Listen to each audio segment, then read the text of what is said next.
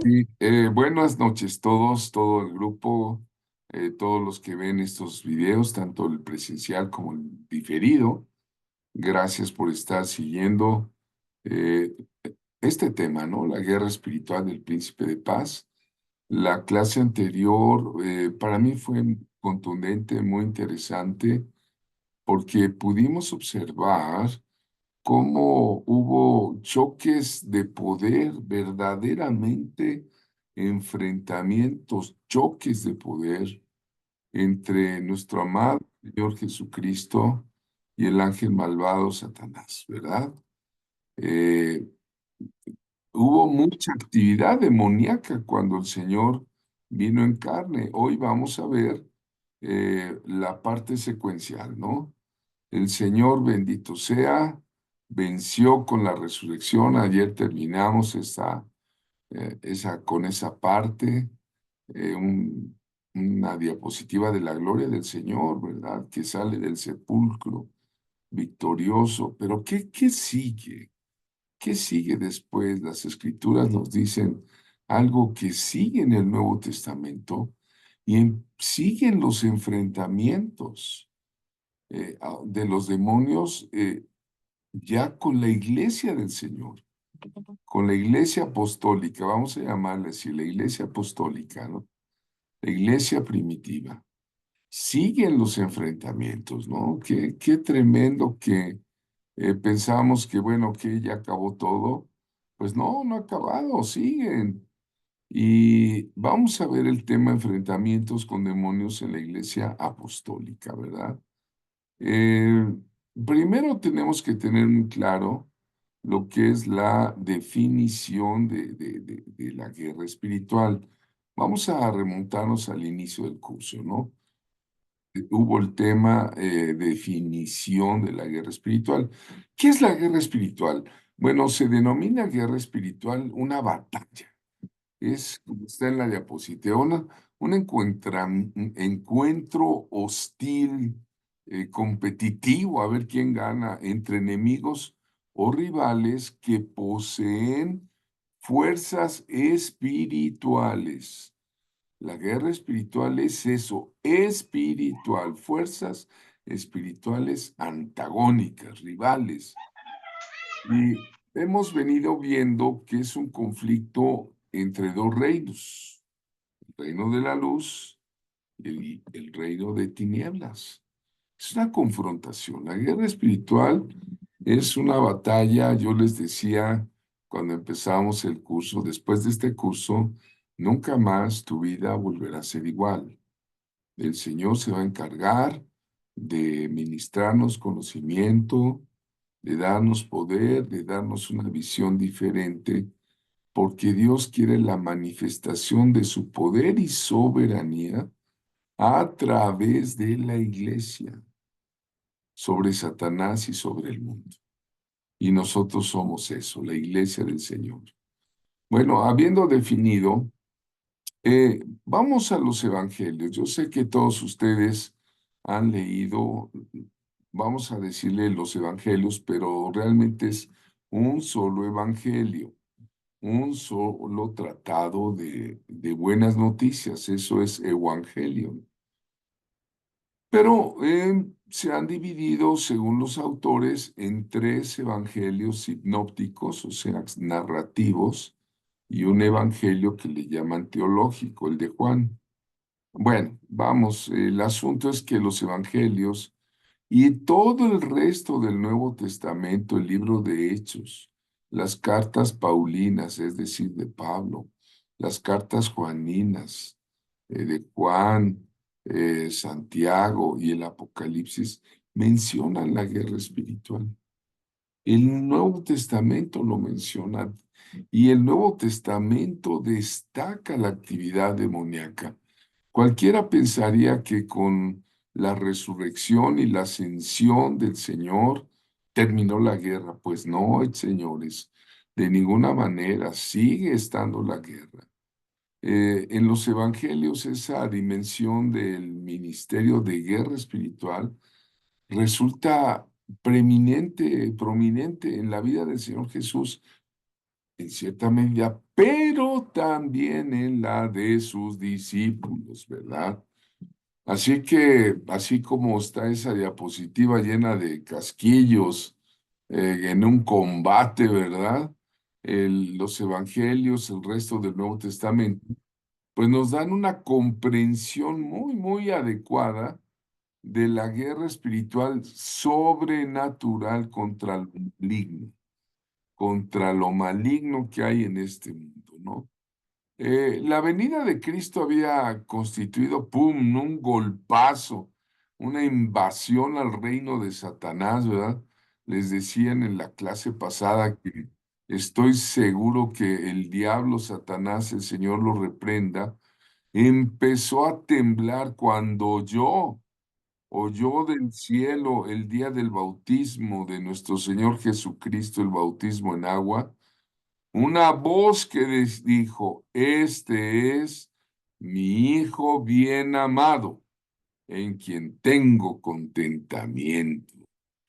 Uf, y ya vimos todas las confrontaciones que tuvo el Señor, ¿verdad? Por dentro, por fuera, y el Señor derrotó por completo y de una vez por todas a ese reino sobrenatural perverso. Y aunque no esté ni aniquilado ni atado, el mundo espiritual ya ha sufrido la derrota. Está escrito que el diablo es un enemigo vencido, pero sigue activo, ¿verdad? Y los primeros discípulos sabían que se hallaban involucrados en una terrible guerra. Ellos lo sabían. Eh, Se trataba una guerra contra un enemigo vencido, pero que todavía seguía disparando sus dardos de fuego, ¿no? Esto, eh, pues no cambió, ¿verdad? Cualquiera diría, resucitó el Señor, resucitó, pero la Biblia nos muestra que continuó en el Nuevo Testamento, ahora contra la iglesia, ¿no? Vamos a ver, este cuadro es muy importante. Aquí en la columna de la izquierda está un número de referencias a Satanás y a los espíritus malos en el Nuevo Testamento. Ya dijimos que en el Nuevo Testamento es cuando hay la aparición de estas confrontaciones. En el Antiguo Testamento no aparece la liberación.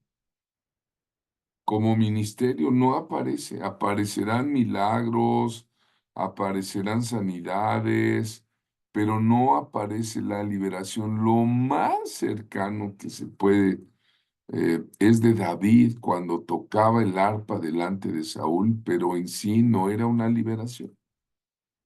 Es con Jesucristo, el Hijo de Dios, nuestro amado Salvador, que hay esa confrontación y hay liberaciones. Pero vamos al tema. Miren, el número de referencias de Satanás y los espíritus malos, ¿no? En la columna de la izquierda están los libros bíblicos. Romanos, Primera, Segunda de Corintios, Gálatas, Efesios, Colosenses, 1 y 2 de Tesalonicenses, 1 y 2 de Timoteo, Hebreos, Santiago, 1 y 2 de Pedro, 1 y 2 de Juan, Judas, en total 39 libros, ¿verdad? Y están las referencias a Satanás en cada uno de los libros, ¿no?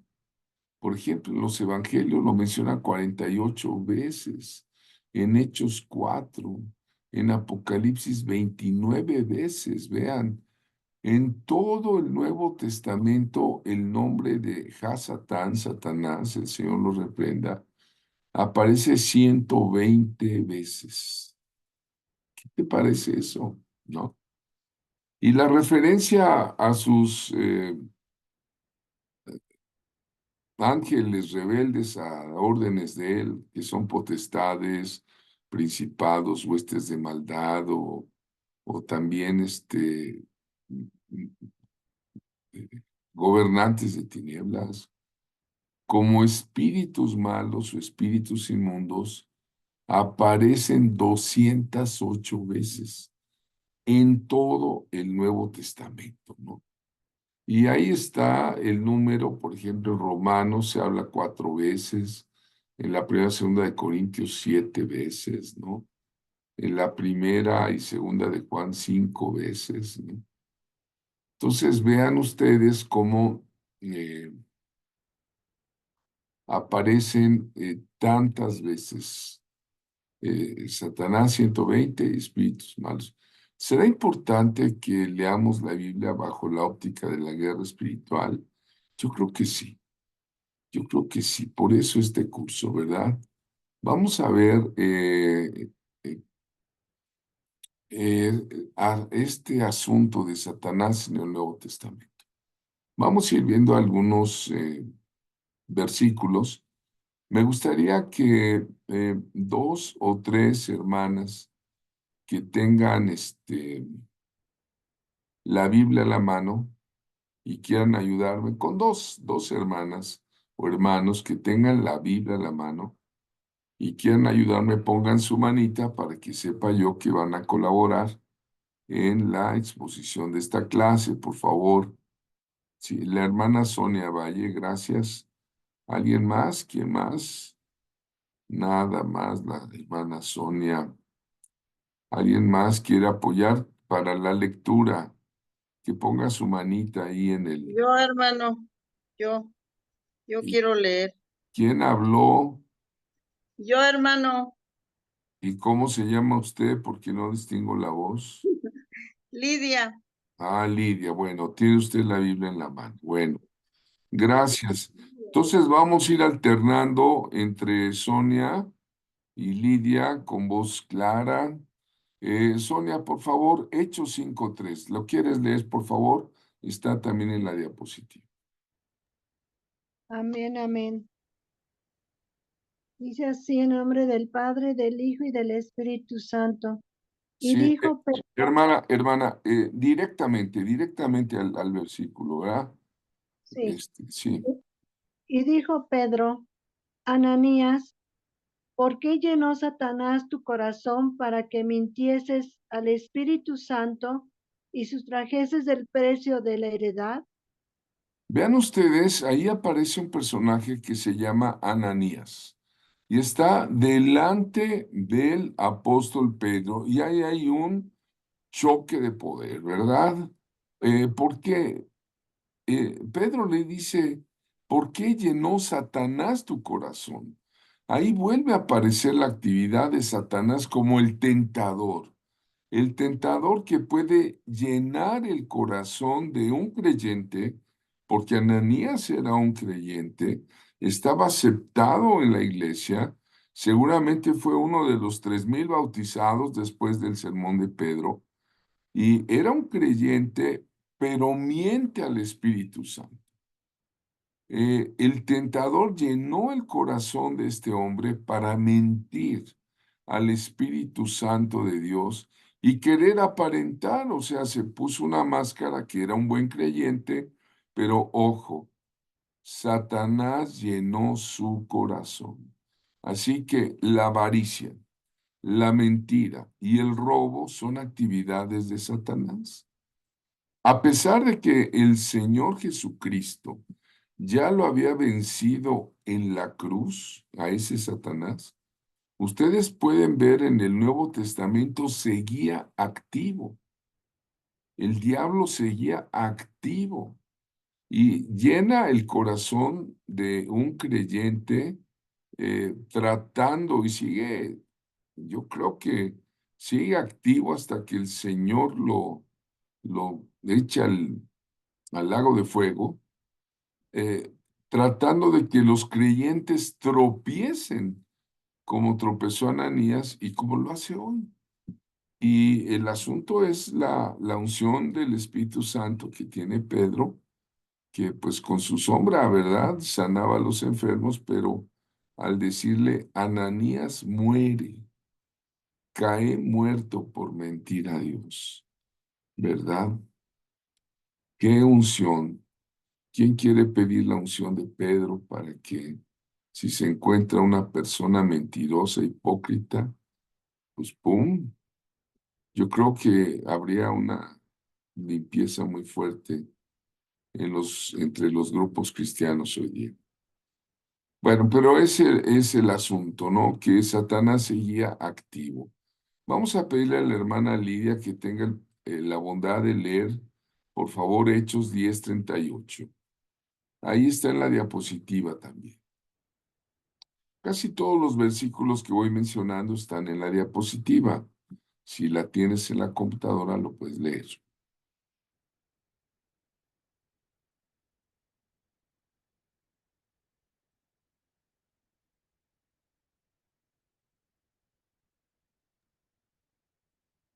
Hermana Lidia, ¿está usted ahí? ¿Quiere que lea, profeta? A ver, cómo Dios ungió con el Espíritu Santo y con poder a Jesús de Nazaret, y cómo éste anduvo haciendo bienes y sanando a todos los oprimidos por el diablo, porque Dios estaba con él. ¿Verdad? En el Nuevo Testamento, en el libro de Hechos, en este versículo, es una reminiscencia del Señor Jesús, todopoderoso, misericordioso, como obrador del bien, sanando con poder milagroso, libertando a los cautivos. Jesucristo nunca cambia, hermanos. Él es el mismo ayer, hoy, por los siglos de los siglos. Amén. Gloria a Dios. Y también hoy hay personas oprimidas por el diablo y Jesús es el que les libera y sana con su poder a través de la iglesia. ¿Verdad? Toda potestad en el cielo y en la tierra está puesta en la mano del Señor y todo juicio le fue encargado. Y Él va a ir con los que Él unja, estará al lado de aquellos a quienes ha dado de su espíritu, ¿verdad? Hermana Sonia, si gusta, por favor, leer Hechos 13, del 8 al 10.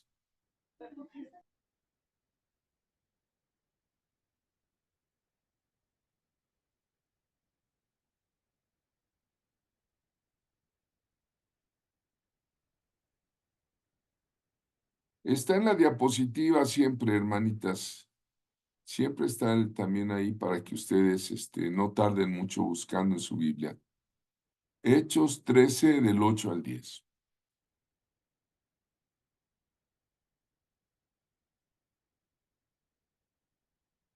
Hermana Sonia, ¿tiene la bondad de prender su micrófono? Amén, amén. Gracias.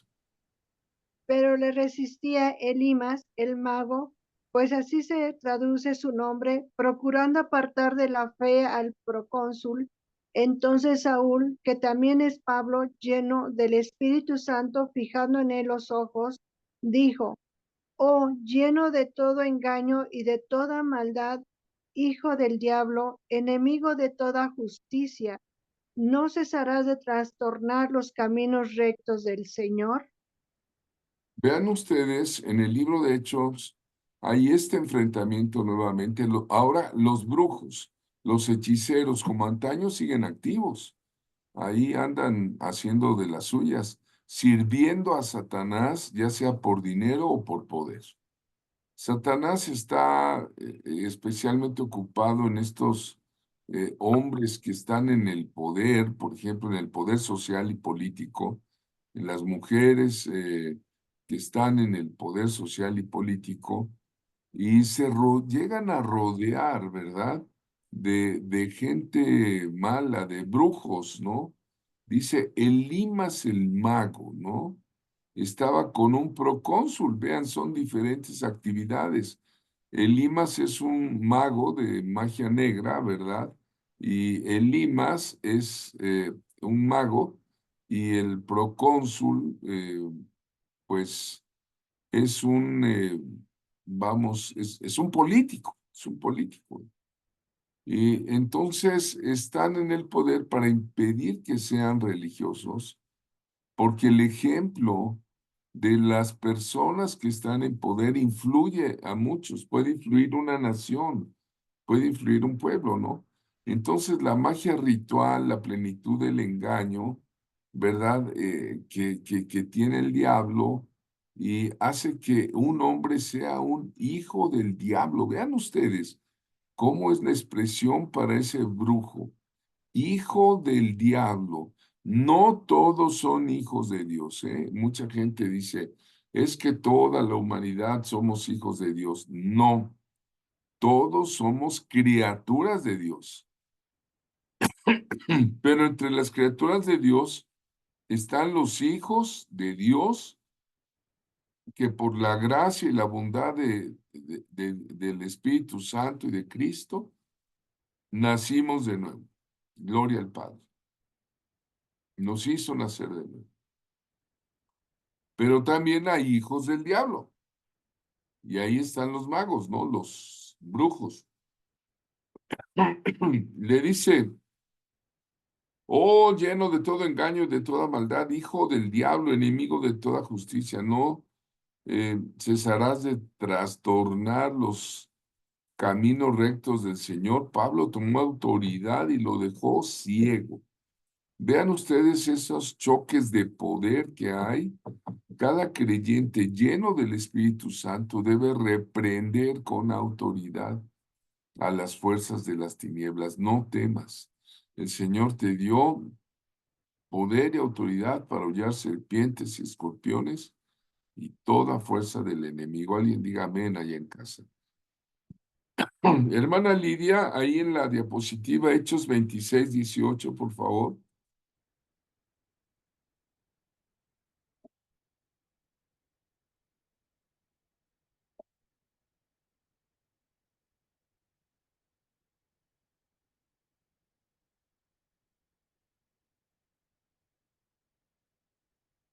Hermana Lidia, por favor.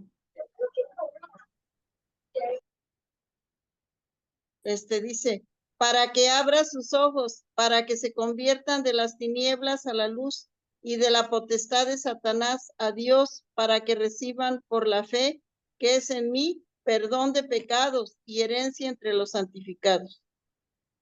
Aleluya. Vean ustedes, Satanás tiene poder, sí, tiene poder. Se refiere este versículo a la potestad de Satanás, ¿no?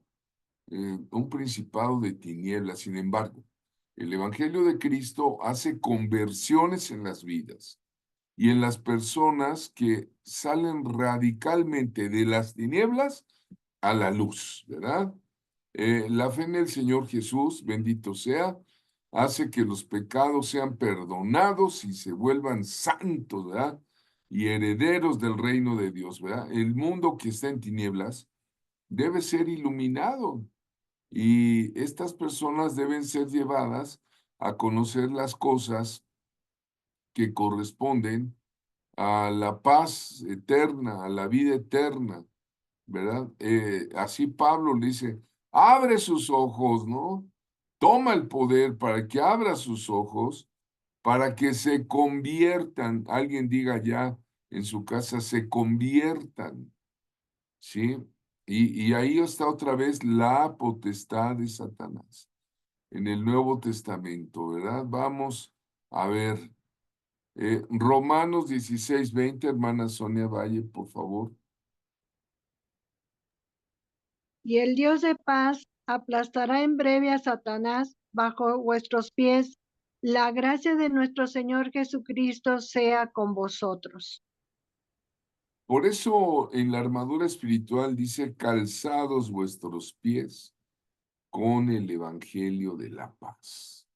Este versículo es contundente, ¿verdad? El Dios de paz, el príncipe de paz, que es nuestro amado Señor Jesucristo, va a vencer a Satanás, lo va a poner bajo el dominio de todos ustedes, que nuestro Señor Jesús siga mostrando su amor, su gracia, su poder. Y miren, poner bajo los pies a una persona es una expresión muy poderosa de poder aplastar su personalidad. En el Antiguo Testamento hay algunas historias de los reyes o de Josué o de los jueces que cuando ganaban la victoria le ponían el pie en el cuello a sus enemigos como señal de estás vencido, estás derrotado, estás bajo mis pies. Y por eso el apóstol en el Nuevo Testamento hablando de esa confrontación, dice, y el Dios de paz aplastará en breve a Satanás bajo vuestros pies. Ustedes saben que están en una escuela profética y el Señor me ha inspirado en alguna ocasión a hacer actos proféticos. Cuando estaba eh, precisamente en Tamaulipas, la guerra del narcotráfico, la coalición apostólica y profética hizo un evento y me invitó a predicar el apóstol Carlos Gordillo. Me dice, Javier, el Señor me puso que tú fueras. Bueno, entonces a dar la palabra. Y fue una palabra de guerra espiritual. Todo el tema fue la guerra espiritual. Y el Señor me dio un acto profético, a ver si alguien lo quiere hacer, ¿verdad? De verdad es extraordinario. Un nombre de alguna persona significa la personalidad de ella. No, por ejemplo, si yo digo Lidia Hernández o Sonia Valle Pérez, pues decir su nombre es su personalidad, es ella, ¿no? Bueno, entonces, en el acto profético, les dije a todos los hermanos ahí del auditorio, a los pastores, a ver, vamos a hacer un acto profético. ¿Cuántos creen en esto? Pues ya levantaron la mano todos, casi la gran mayoría, ¿no? Pues quítese el zapato derecho, a ver, quítese el zapato derecho. Y todos se quitaron el zapato, se quedaron ahí en el calcetín, ¿verdad? Y le digo, y ahora escriba el nombre de Satanás ahí en la suela de su zapato. Y ahí tienes a los hermanos escribiendo en la suela de su zapato, sacaron sus bolígrafos y se ponen. Es un acto profético, entiendan esto como un acto profético. ¿Es bíblico? Sí. Todo acto profético debe tener un respaldo bíblico y es precisamente Romanos 16:20 este respaldo. Y ya tienen ahora el nombre del enemigo bajo sus pies, ¿verdad? Y cada que caminen, y vamos a marchar, hermanos, órale, vamos. Y ahí tienes a todos los pastores marchando, ¿no? Van, van, van. Con el nombre de Satanás bajo sus pies. Un acto profético muy, muy importante porque fue entre pastores cumpliendo de facto Romanos 16:20, ¿no? Gloria a Dios. Así que vamos adelante. Otra mención que hay de Satanás en el Nuevo Testamento está en 1 Corintios 5:5, donde un hombre que era parte de la iglesia, otra vez, ¿no? Así como Ananías, ¿no? Pero este hombre había cometido un pecado de incesto terrible, ¿no? Vamos a llamarle, no sé si los traductores bíblicos pusieron la mujer de su padre. Y Pablo dice en 1 Corintios 5:5, ¿cómo dice hermana Lidia? Lo busco en la Biblia. A ver, lo leo Primer- yo más rápido porque... ya tengo aquí adelante, las adelante. 5:5 dice así. Dice, al tal se ha entregado a Satanás para destrucción de la carne, a fin de que el espíritu sea salvo en el día del Señor Jesús. ¿Qué le parece, hermano? Una ocasión que tenía yo quizá unos 25 alumnos en una clase presencial de este curso de guerra espiritual aquí en el edificio Marina. Había varios pastores, la mayoría eran pastores, amados hermanos, y les hice una pregunta, a ver, Hermanos, y también se lo hago a este grupo, ¿eh? ¿Alguno de ustedes tiene la autoridad de entregar una persona a Satanás?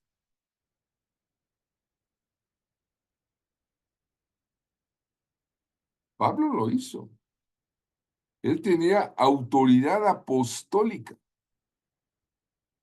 y le da indicaciones a la iglesia que ese hombre que estaba en fornicación con la mujer de su padre, es un caso de incesto en Corinto, dice, el tal se ha entregado a Satanás para destrucción de la carne,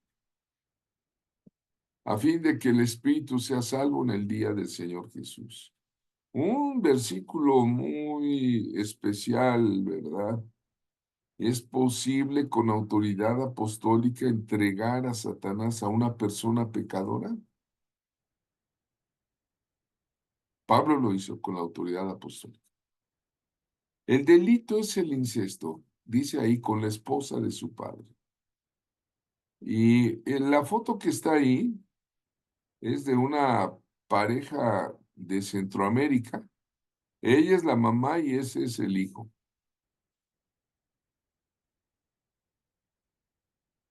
Y vivían en fornicación, en incesto, eh, tanto que querían casarse, ¿no?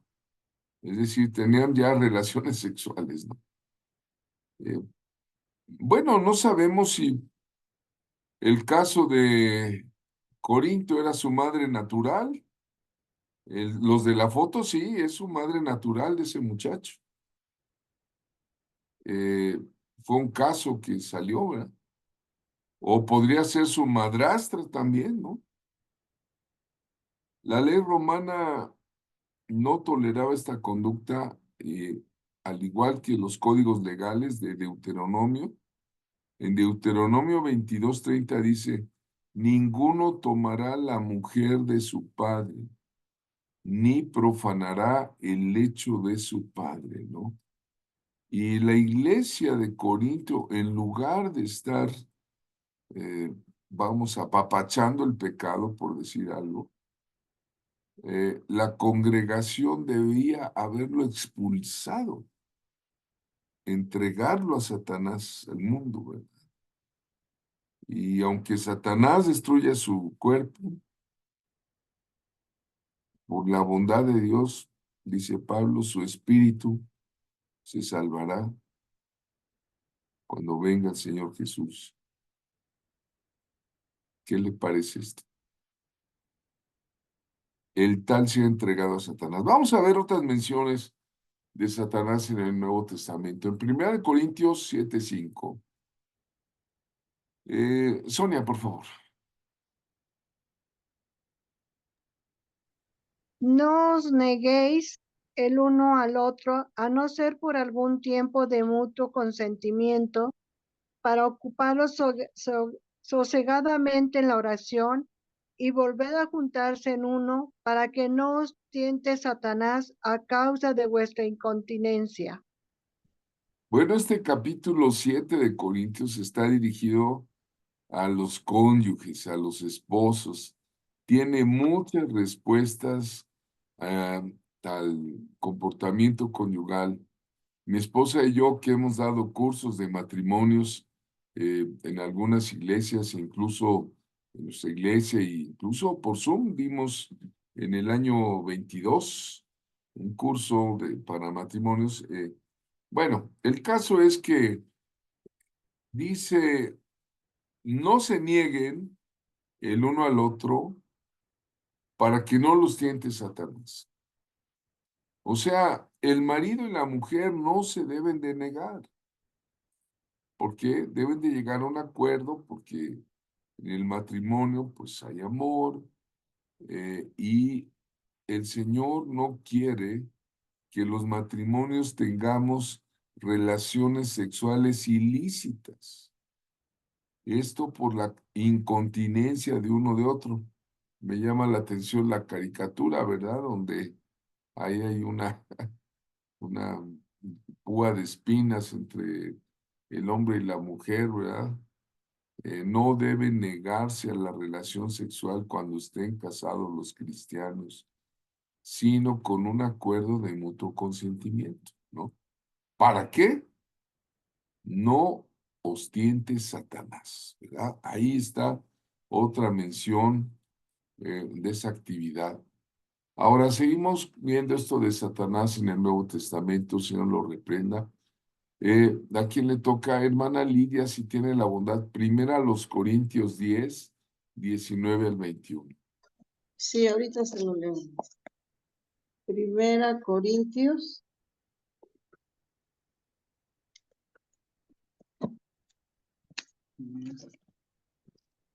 10, 19 al 21 me dijo. ¿Sí? Dice así,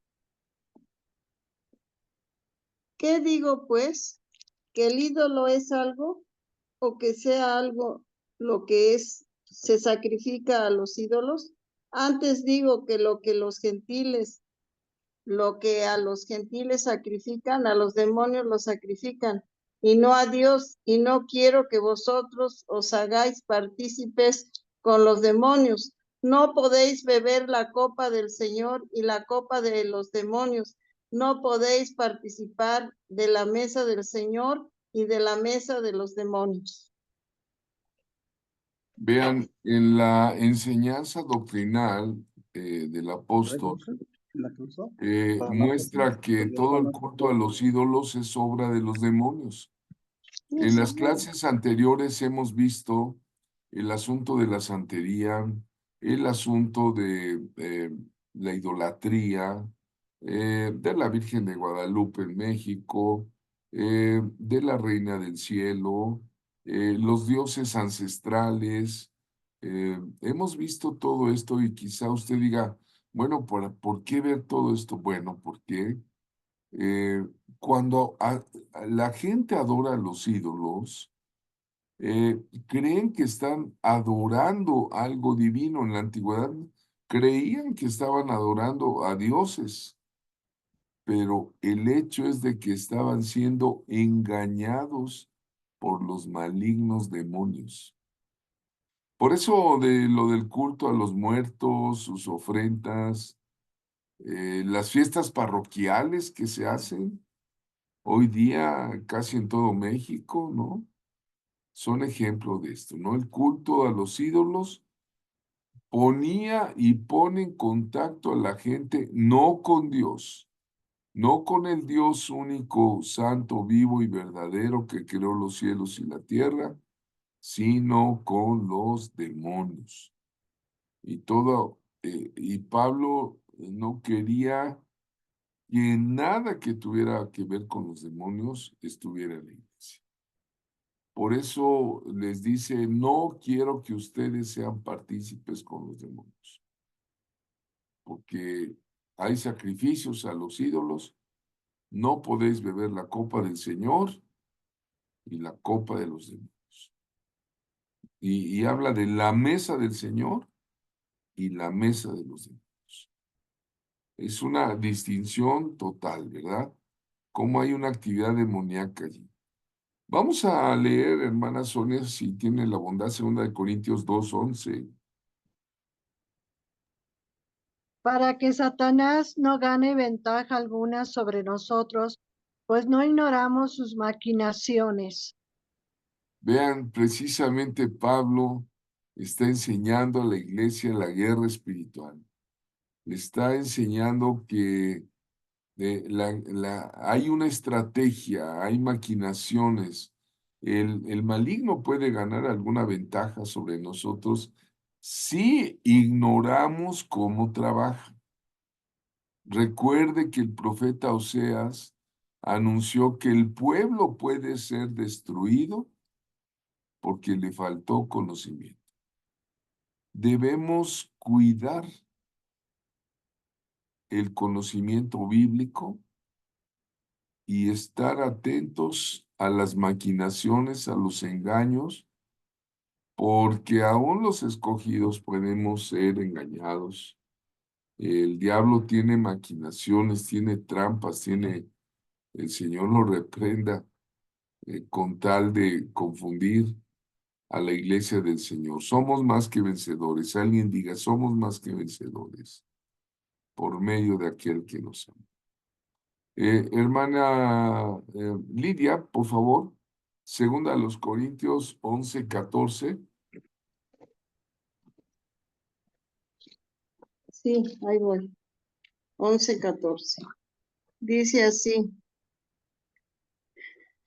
y no es maravilla, porque el mismo Satanás se disfraza como ángel de luz. Vean nada más cómo es un maestro del disfraz, un ser tenebroso, un ser mentiroso, un asesino, un ladrón, se disfraza como angelito de luz, ¿no? Hay un escrito judío antiguo, eh, no está en la Biblia, le llaman el Apocalipsis de Moisés, es parte del Talmud. Dice en la historia como una leyenda que en la historia de la tentación a Eva, que Satanás se disfrazó de ángel. Nosotros sabemos que la Biblia dice se disfrazó de serpiente, ¿no? Sea como sea, se disfraza, ¿no?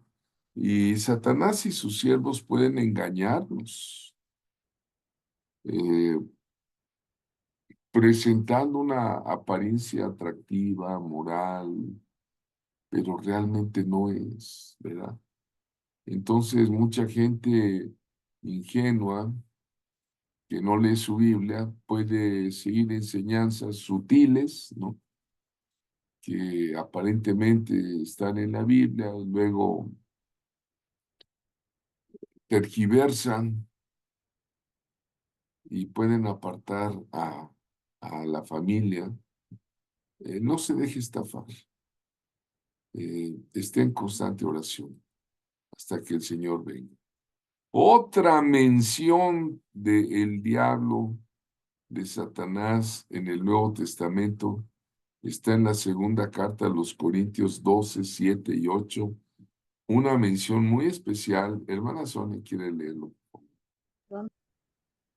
Y para que la grandeza de las revelaciones no me exaltase desmedidamente, me fue dado un aguijón en mi carne, un mensajero de Satanás que me abofeté, para que no me enaltezca sobremanera, respecto a lo cual 3 veces he rogado al Señor que lo quite de mí. Wow, esto es tremendo, tremendo, tremendo. Pablo estaba hablando de visiones, de revelaciones que recibió de Dios en el tercer cielo. Pero para que no se llenara de orgullo, empezó a padecer de algo muy grave, ¿verdad? Y Pablo lo describe como si Satanás le clavara una espina en el cuerpo para hacerlo sufrir. Y este apóstol sufriente dice que era un emisario de Satanás, un mensajero. La palabra mensajero es ángelus, ángel. Era un demonio. Me fue dado un aguijón en mi carne, dice un mensajero de Satanás, ¿para qué? Me dé de cachetadas, de bofetones, de golpes en la cara. ¿Es usted imaginar? ¡Pau! Algo que quiera decir Pablo, ¡pau! Para que el apóstol se haya metido 3 veces en la presencia del Señor, en el Espíritu Santo.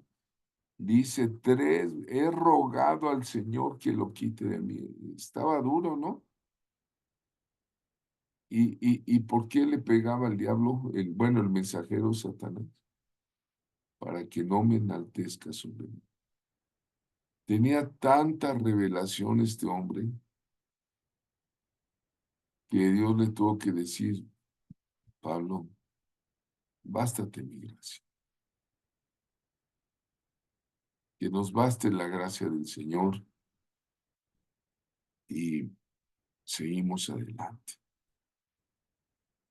Vemos otra vez a Satanás en el Nuevo Testamento, en Primera de Tesalonicenses 2:18. Hermanita Lidia, por favor.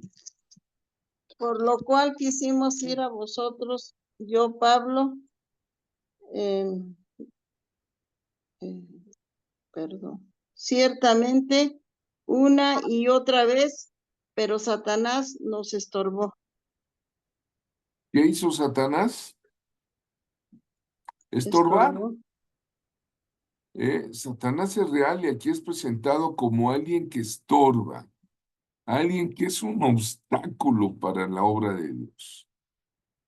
No sabemos exactamente qué impidió el regreso de Pablo a Tesalónica.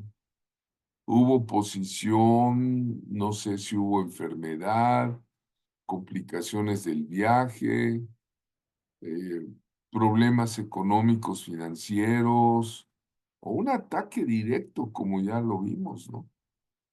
Pero Satanás de alguna manera intentó mantenerlo alejado de los tesalonicenses.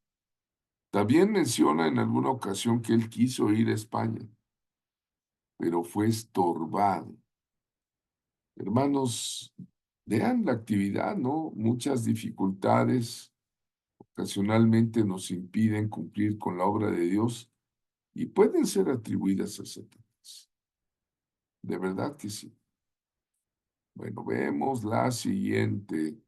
¿Cómo está la obra de Satanás en el Nuevo Testamento? Más adelante veremos más específicamente la mención de los demonios, ¿verdad?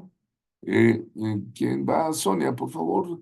Segunda Tesalonicenses 2, del 9 al 10.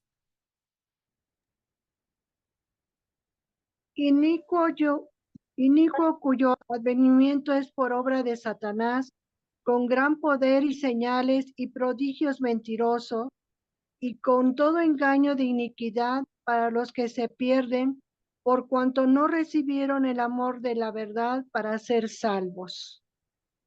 Vean, Pablo está hablando de que va a aparecer el hombre de pecado, el anticristo.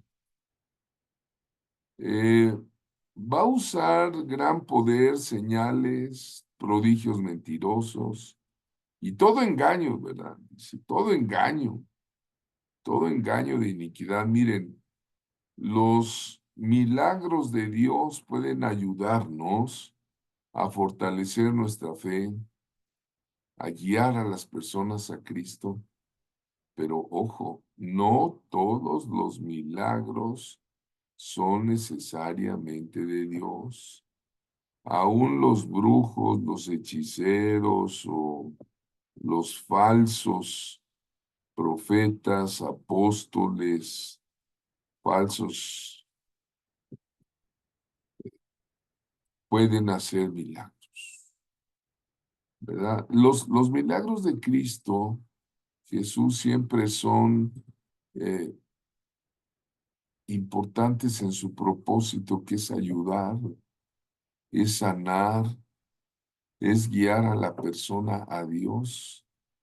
Pero el hombre de pecado, el anticristo, dice, inicuo cuyo advenimiento es por obra de Satanás, tendrá poder para hacer milagros sorprendentes. Pero su poder no vendrá de Dios, vendrá del diablo mismo, de Satanás. Él va a usar su poder para destruir, para apartar a la gente de Dios y atraerla hacia esa iniquidad, hacia esa maldad, ¿no? Así que, bueno, si una persona trata mucho de atraer la atención para sí mismo, sin darle toda la gloria y la honra al Señor, su obra posiblemente no sea de Dios. Su obra puede ser del inicuo. Recuerden que estamos en este siglo XXI viviendo ya los tiempos de la apostasía. Adelante, vamos a ver otra mención del enemigo de nuestras almas. Hermana Lidia, si quiere ver, por favor, 1 Timoteo 1:20. Primera Timoteo, ¿qué, perdón? 1:20.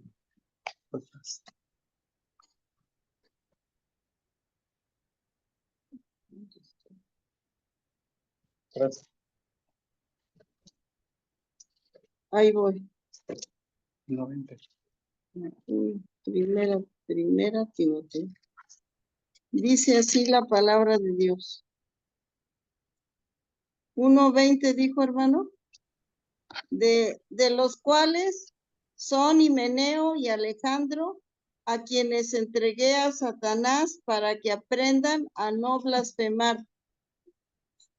Otros que el apóstol los entrega a Satanás, para que vean que hay autoridad, niveles de autoridad, y cuidado con la autoridad apostólica y la maldad de personas que se movían entre la iglesia, ¿no?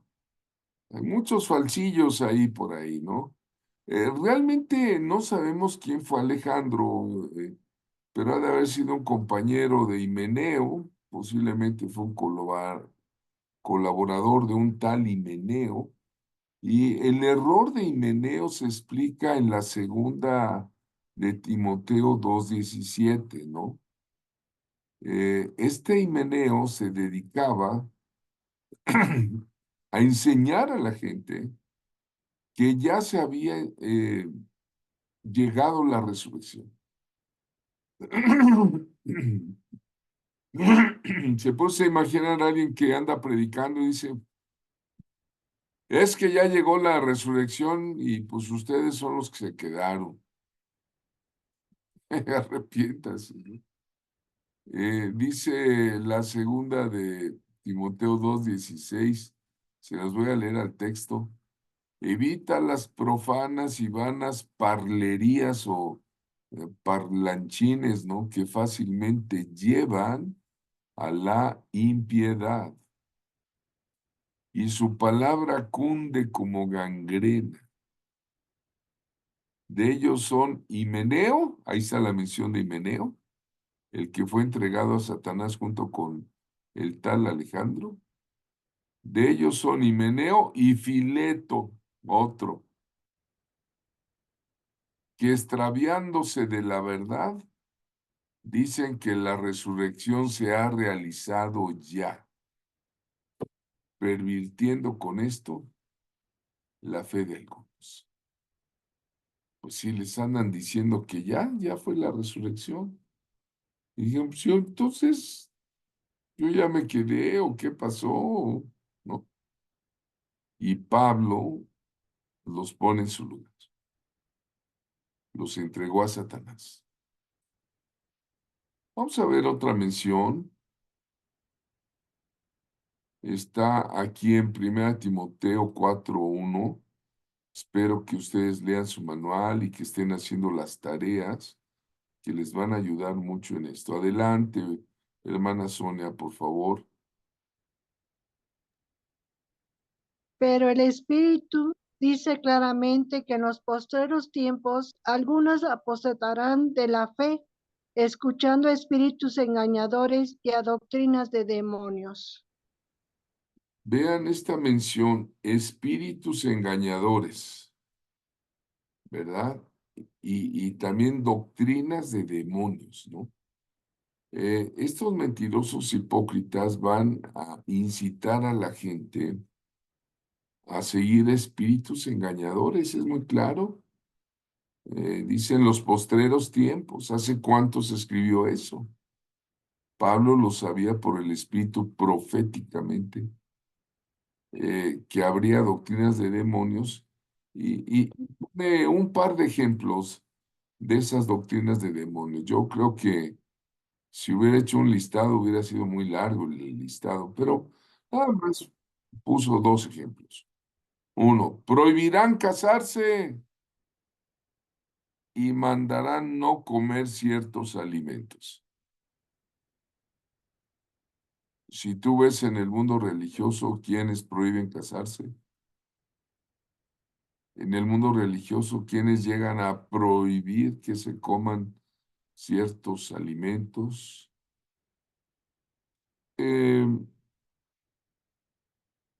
pues vean ustedes, ¿no? Hay demonios que mandan y prohíben cosas, ¿no? Como las que hemos podido leer. Vamos a ver otra mención del diablo en el Nuevo Testamento. Eh, ¿A quién le toca? A Lidia, a la hermana Lidia, por favor. Primera a Timoteo 5:15. Porque ya algunas se han apartado en pos de Satanás. ¿De qué hablaba aquí? De las mujeres solas, de las mujeres viudas. Y es un caso muy terrible, ¿verdad? Se han apartado en pos de Satanás. Ahí están algunas personas que fueron reinas en la extrema derecha o que son actrices de Hollywood, ¿no?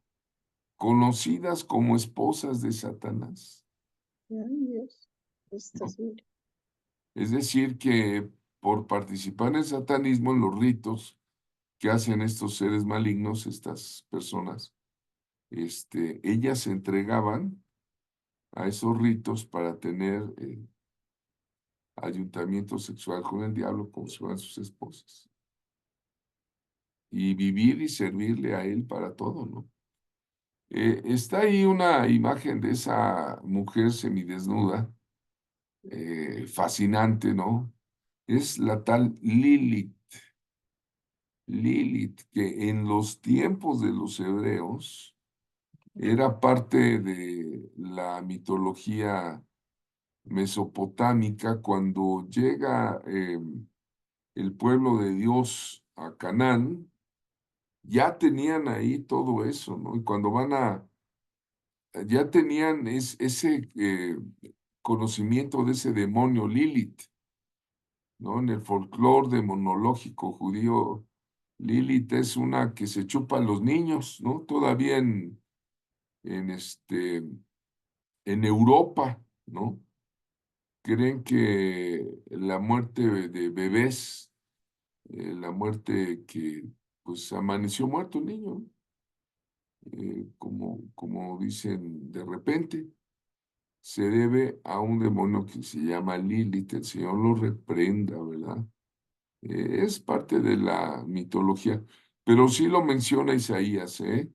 En Isaías 34:14, ¿no? Dice, los gatos salvajes se juntarán con las hienas y un sátiro llamará a otro. También allí reposará Lilith y en él encontrará descanso, ¿no? Bueno, puse este ejemplo porque dice que algunas mujeres, por desobediencia a Dios, se habían apartado ya, mujeres solas, en pos de Satanás, ¿no? O sea que fueron ahí a echar, andaban de chinas libres, como dicen vulgarmente. Bueno, seguimos viendo este asunto, ¿verdad? Segunda de Timoteo 2:25-26, por favor. Sonia, ¿verdad? Sigue Sonia, por favor. Que con mansedumbre corrija a los que se oponen, por si quizás Dios les conceda que se arrepientan para conocer la verdad y escapen del lazo del diablo en que están cautivos a voluntad de él. Vean, aquí la información espiritual que nos da el apóstol Pablo en las Sagradas Escrituras es que el diablo tiene un lazo con el que atrapa y somete a las personas. Las anda enlazando, usa muchos lazos, trampas, para engañar y esclavizar a los seres humanos. Él engaña a la gente para que hagan su voluntad Ya vimos el tema en clases anteriores de la tentación. Incluso vimos las tentaciones que sufrió nuestro amadísimo Señor Jesucristo y cómo Él las venció. Y bueno, pues ya quien está atrapado en el lazo del diablo, pues es nuestro deber en el nombre de Jesús usar la espada del Espíritu bien afilada y romper ese lazo. Es nuestro deber libertarles con la oración y las armas de nuestra milicia. Bien, vamos a ver un caso más y después damos un tiempo para comentarios del grupo de este tema, Satanás en el Nuevo Testamento. Es extenso el tema, ¿eh? Vamos a ver después también cómo trabajan los demonios y las menciones que las Sagradas Escrituras hacen de estos seres malignos. Hebreos 2:14 dice, Lidia, por favor. Sí, dos. Dice así. Así que por cuanto los hijos participaron de carne y sangre, él también participó de lo mismo, para destruir por medio de la muerte al que tenía el imperio de la muerte, esto es, al diablo. Vean, aquí se menciona al diablo que tenía antes de Cristo el imperio de la muerte. La paga del pecado es muerte y desde la simiente de Adán y Eva, nuestros padres de la humanidad, pecaron en desobediencia a Dios, vino la muerte, entró la muerte en la humanidad y el verbo se hizo carne, ¿verdad? Eh, él también, ¿verdad? Se hizo carne, despojó a través de su sacrificio, bendito sea el Rey. Jesucristo despojó a las potestades, les quitó su autoridad, los venció públicamente, para que no quedaran vestigios secretos ni dudas de a quién había vencido. Venció al diablo en aquella gran batalla del Calvario, ¿no? ¿Cuál fue la fuerza de su victoria? La obediencia perfecta a Dios. El Hijo obedeciendo a Dios.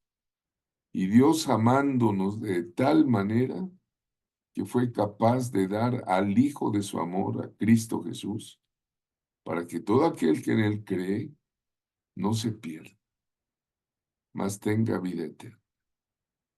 Y de esta manera el Señor le quitó las llaves de la muerte, el imperio de la muerte, para traer vida eterna a la humanidad. Bueno, una última diapositiva y vamos a tener una pausa. Satanás en el Nuevo Testamento. ¿A quién le toca? Creo que a Sonia. ¿Tú crees que Dios es uno? Bien haces. También los demonios creen y tiemblan. Vean ustedes. Ahora, alguien preguntaría, bueno, si los demonios creen, aquí dice que creen, y una de las condiciones de la salvación es creer en el Señor. ¿Por eso los demonios son salvos? Pues no, porque la salvación lleva dos ingredientes, vamos a llamarles así. Arrepentimiento y fe. ¿Tú crees que Dios es uno? Pues bien haces. También los demonios creen y tiemblan, ¿verdad? O sea, que una fe puramente intelectual o teórica, pues puede que sea una fe que no salva, ¿no? Es como la de los demonios, ¿no? En ese sentido, la fe de los demonios es comparable a una fe muerta, ¿no? Así que nuestra fe debe ponerse en acción hacerse efectiva también mediante obras y pues seguir adelante predicando el evangelio, arrebatando almas al enemigo. Vamos a hacer una pausa, por favor, vamos a parar la grabación para darle lugar a comentarios